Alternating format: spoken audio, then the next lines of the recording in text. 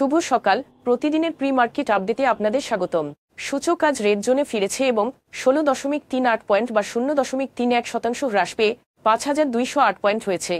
বাজারের লেনদেনের পরিমাণ ছিল 402 কোটি টাকা, যা আগের দিনের তুলনায় 10.60% কম।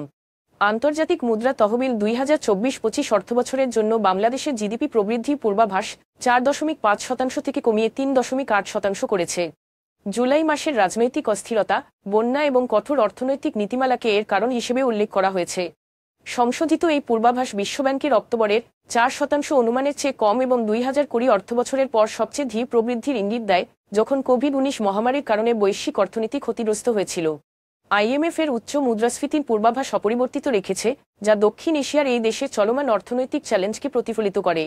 বেক্সিমকো গ্রুপ গাজীপুরে তাদের 15টি পোশাক ও বস্ত্র কারখানায় প্রায় 40,000 শ্রমিক ছাঁটাইয়ের ঘোষণা দিয়েছে, যার কারণ হিসেবে তারা রপ্তানি আদেশের অভাবকে উল্লেখ করেছে। 16 ডিসেম্বর থেকে উৎপাদন কার্যক্রম স্থগিত থাকবে এবং 2025 সালের 30 জানুয়ারিতে পুনরায় কার্যক্রম শুরু হওয়ার সম্ভাব্য তারিখ নির্ধারিত হয়েছে। 45 দিনের ছাঁটাই সময়ে কর্মীরা তাদের মূল বেতনের অর্ধেক এবং শ্রম আইন অনুযায়ী কিছু সুবিধা পাবেন। বিশ্বব্যাপী চাহিদা কমে যাওয়ার কারণে বাংলাদেশের অন্যতম প্রধান পোশাক রপ্তানিকারকের জন্য এটি একটি গুরুত্বপূর্ণ প্রতিকূলতা। ন্যাশনাল ফিড মিলস লিমিটেড 2023-24 অর্থবছরে 6.62 কোটি টাকা ক্ষতির ঘোষণা করেছে, যা 2015 সালে তালিকাভুক্তির পর প্রথম বার্ষিক ক্ষতি।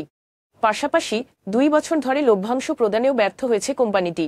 একসময় ফিড উৎপাদনে একটি প্রতিশ্রুতিশীল প্রতিষ্ঠান হিসেবে পরিচিত কোম্পানিটি এখন জেড ক্যাটাগরিতে নেমে গেছে, কারণ এর শেয়ার মূল্য 2015 সালের 49 টাকা থেকে কমে 8 টাকা 10 পয়সা হয়ে গেছে।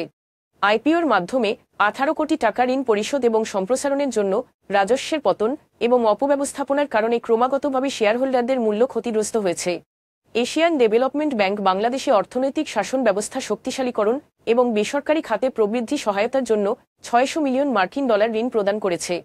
ঢাকা শহরে অর্থনৈতিক সম্পর্ক বিভাগ এবং এডিবি এর মধ্যে স্বাক্ষরিত চুক্তি অনুযায়ী এটি অর্থ মন্ত্রণালয়, বাংলাদেশ ব্যাংক, বাংলাদেশ বিনিয়োগ উন্নয়ন কর্তৃপক্ষ এবং অন্যান্য নিয়ন্ত্রক সংস্থাগুলির মাধ্যমে মূল সংস্কার কার্যক্রম পরিচালনা করবে।